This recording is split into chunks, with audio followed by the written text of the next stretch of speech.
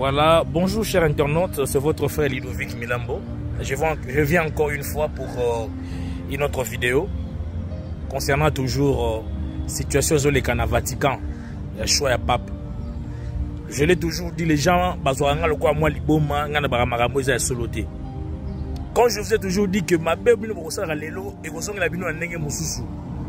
je vous ai dit que à tous opposer les loyers été nzamba juste oyo loni obuka yango bona nanana makambo zo na TV5 boka na makambo bato balobi boka. Africains qui vont compter dans ce conclave, Pierre. Trois noms ressortent, le cardinal guinéen Robert Sarah, le cardinal Fridolin Ombongo de Kinshasa et le Ghanéen Peter Turkson, cardinal de Cape Coast. Alors Robert Sarah, il est très connu médiatiquement, il vit à Rome, il connaît bien les arcanes du Vatican. Sarah, c'est le défenseur d'une église traditionnaliste qui est opposée à toute évolution sur l'homosexualité, la place des femmes dans l'église. Il s'est même opposé au pape François sur des questions comme les migrants, les exilés qui cherchaient à joindre l'Europe. Et il a même trouvé des bienfaits à la colonisation européenne. Mais malgré ses opinions, il est très influent en Afrique. Est-ce qu'il peut être élu pape?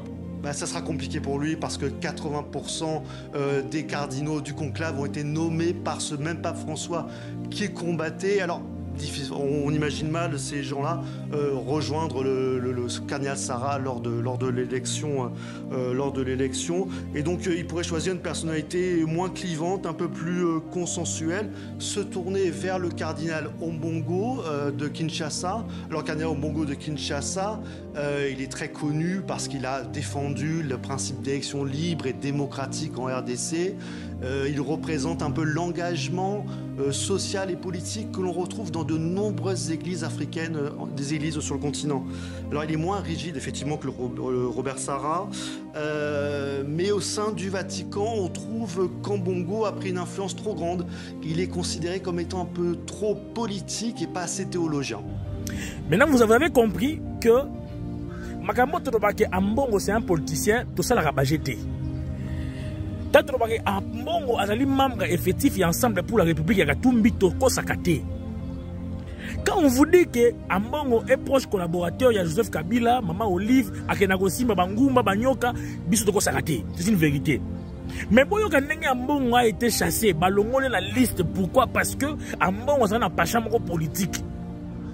Balobeli Basara, Balobeli cardinal Yagana, Talak Sarane Balobeli, Balobeli, il y a tellement de homosexuels, LGBT, au moins, par rapport, il y a le comment quand les mélanges à ma baie, et le coin à ma baie, ma camoué, homosexualité, ma paix de tout les gens moté, il y a un sarah télé mélange, il y a un monde qui m'a dit, combattre. Mais, côté Ambongo, combattre pour sauter les mélanges, il y a LGBT. Non. On ne combat pas Ambongo parce que à côté de la homosexualité, le mariage, c'est pas comme ça qu'on combat. Le Vatican va Mbongo parce que Ambongo a pas chambre politique. Bota dossier, bota c'est bon réfléchir. Vidéo ne bolani tanenge ba lobela Mbongo lobi ketala.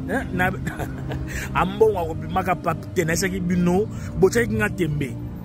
Fumée blanche comme elle est noire, écartée, libanda.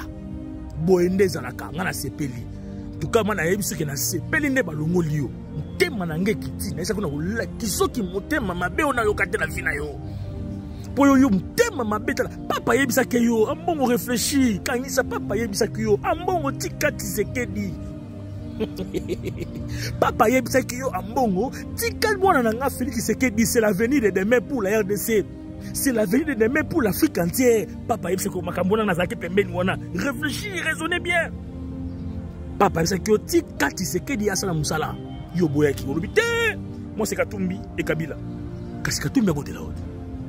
Il y a Katumbi, comme passe à italien, à la Vatican, à Betabango, oh missi, oh migrant. Comment ça va côté là, yo? Tout ce qui va. À mon écarté. Allongwe. Nebsakio, Chakitembe. Quelle mélodie na suka mutema mabeto ko lakisa o lakisa biso to lakisa yango. Yo ata olingo postulé na commune ta wapi to kutemela yo. Na suki wana.